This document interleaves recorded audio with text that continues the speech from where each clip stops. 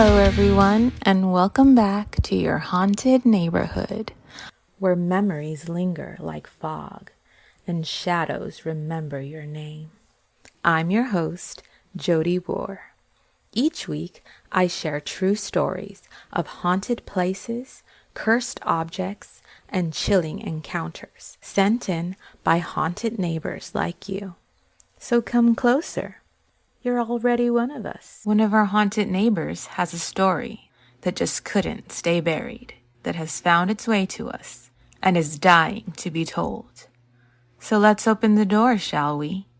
Step inside your haunted neighborhood. It was just another dusty treasure on a thrift store shelf. But this box had its own story to tell, and it came wrapped in melody and regret. This story is called My Parents Are Having Terrifying Experiences.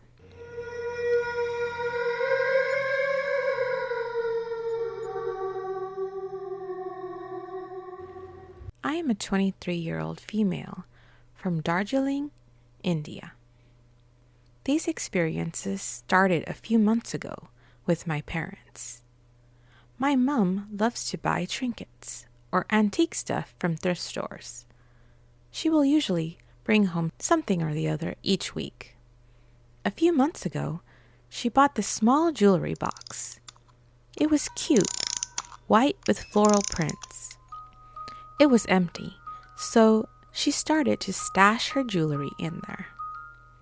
The first red flag was my cat, Nando. He couldn't stand that box. He usually slept near Mom's vanity. But the day he saw the box, he was so scared, his hair raised and everything. He bolted from my parents' room, and he has not gone back since. The second red flag: after I had touched the box, I started having vivid dreams. 2 of them which actually happened in reality, but that's a story for another time. It left me very scared. The third red flag: my mom was suffering from regular sleep paralysis after she bought the box. But the last week, when she lay down for a nap, she felt someone hug her from behind and choke her. And when she looked behind, she didn't see any shadow or a dark mass shape. She saw an old woman with white eyes choking her. She told me it left her when I entered the room asking for something. While walking home, my mom fell and broke her arm. We asked her what happened.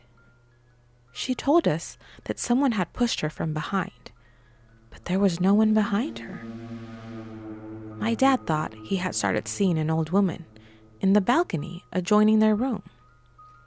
Sometimes he would hear footsteps, and sometimes he would feel someone touch his shoulder or someone walk past him. And the worst part of it all is the box that started it all got lost in our home. We had planned on throwing it out, but we couldn't get to it. We were searching for it, but we had never found it. I tried asking for advice because this was freaking me out. I did try burning incense, but then I fell sick, like burning up with fever and vomiting and stuff. From then on, I was a bit scared. We were in the talks of getting a blessing done by the head monk, so we needed to find the item as soon as possible. We were asking around for advice, so it helped my family feel a little bit of hope in such times. I gave thanks for the advice and for the reassurance from the people I asked. It really helped us keep our hope alive. Nighttime is when the activity became worse. I had really hoped it was calm compared to other nights. Someone had even suggested saying a quick prayer to Saint Anthony, asking for help to find the box. Silly as it sounds, things usually turn up after you ask for help. He's the saint of finding lost things. I said, "Thank you for your suggestion. I shall do that at once."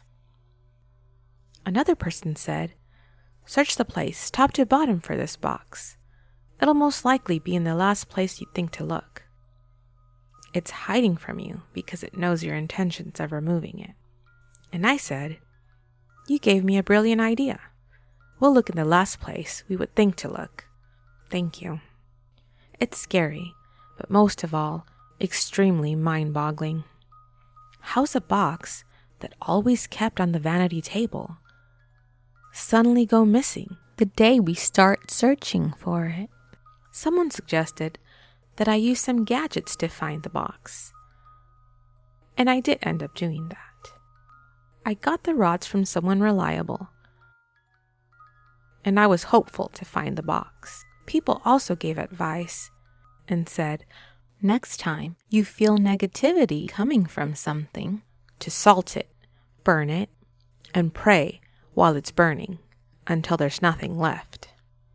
I had some sea salt, and I was hoping that praying worked, even for a small amount of time, so that I would be relieved.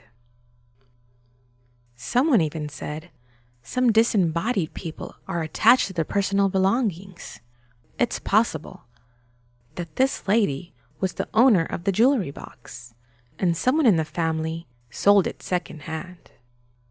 We had been suggested to tie the box in a cloth of red or black color, and to either throw it in the river or to bury it someplace far away, or simply burn it.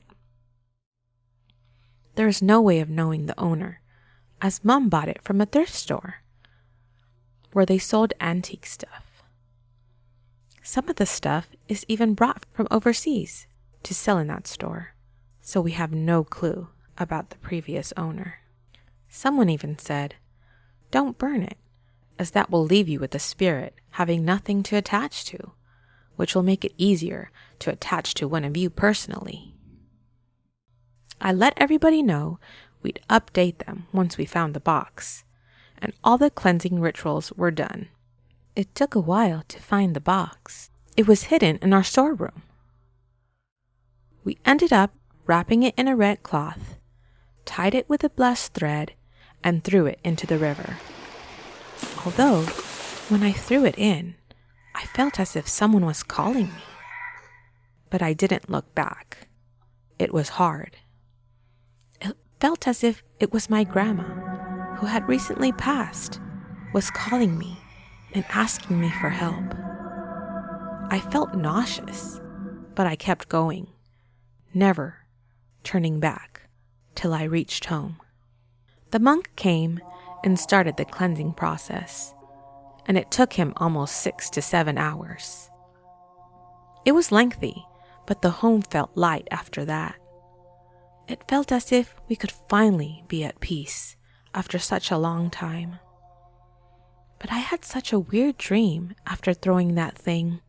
It was in a way wholesome, too.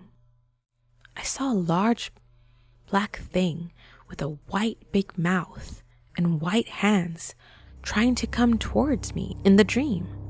I tried to move so bad I couldn't. I was losing breath, and I could feel it. I wanted to shout, but I couldn't. I could feel it coming closer, and all I could do was cry.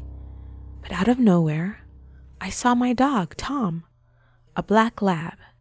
He was a sweetheart, who passed a year prior due to a sudden stroke, appearing beside me, wagging his tail and licking my hand. He started barking at that thing, and it retreated back, and after some time disappeared. I could finally move again.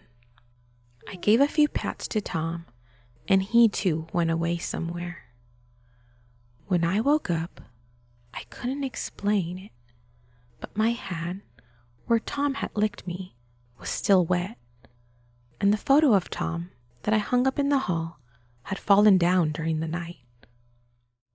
I don't know, but it feels like it was my buddy who was saving me from experiencing all the other crazy things that my parents were experiencing all this time. I still miss him, my baby. But I am so glad he saved me. I thanked everyone for their advice. The guy who suggested the dowsing rods, because I got to find the box due to the help of those rods. And I thanked everyone for the prayers and blessings. It helped us a lot during that hard time. Now we are totally free of whatever came for us. And Mom has stopped this antique thrifting. Lesson learned. My family is Buddhist. Before all of these things happened, I never believed much in anything, honestly. But now these things have pushed me towards belief and prayer. Thank you, everyone. And may God be with you always.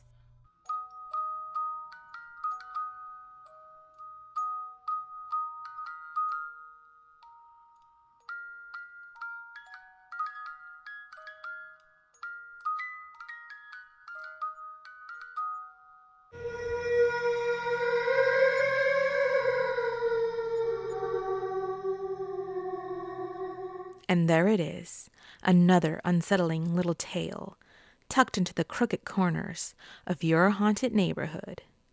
The street lamp led us to the end, but what stayed behind? Let's talk about what melody stayed with me most. This jewelry box sang a song her family would never forget. This story is more than a haunting. It's a reminder that energy clings to things, and not every object is just a thing. Sometimes what we bring home brings something else with it. But in the end, it's hope and love and faith that push through the darkness. That's something a box can't contain. One of the most powerful moments was when she dreamt of the black figure and the love of her dog, Tom, that passed away, was a guardian in the night for her and a protector in one of her darkest moments. And maybe that love that stays with us even after death is what we need most. And when they found the box, it was hidden in a place they never thought to look, just like they had warned them. And when they threw it into the river, how the voice called her back and felt like someone she knew. It was also scary how she tried to burn the incense and she felt sick after that, almost like it was preventing her from trying to fix what was wrong. And it had to have a higher power, like the monk, to come and bless the home and for them to wrap up the box and throw it away to completely get rid of everything. The vivid dreams that crossed into reality, the sleep paralysis, the choking, the visions, her mother with the broken arm, everything that was attached to that box. The first thing was the cat's intuition of having something attached to the box, that primal fear in animals that we often ignore. It all started with something cute, like a jewelry box with floral prints, an innocent thrift store find, something unassuming, harmless thing, can carry such dark shadows. Makes you wonder what you might have found in your home, because I love to go thrift store shopping and makes me wonder what I have. Do you have a pet that maybe barks in the middle of the night or sees something and you wonder what it is? In the end, it wasn't just the ritual that saved them. It was the protection of something stronger. It was their love. Thanks so much, you guys, for listening. And thanks for wandering these haunted streets with me. I hope you'll come back for the next story. Until next time, see you around the neighborhood.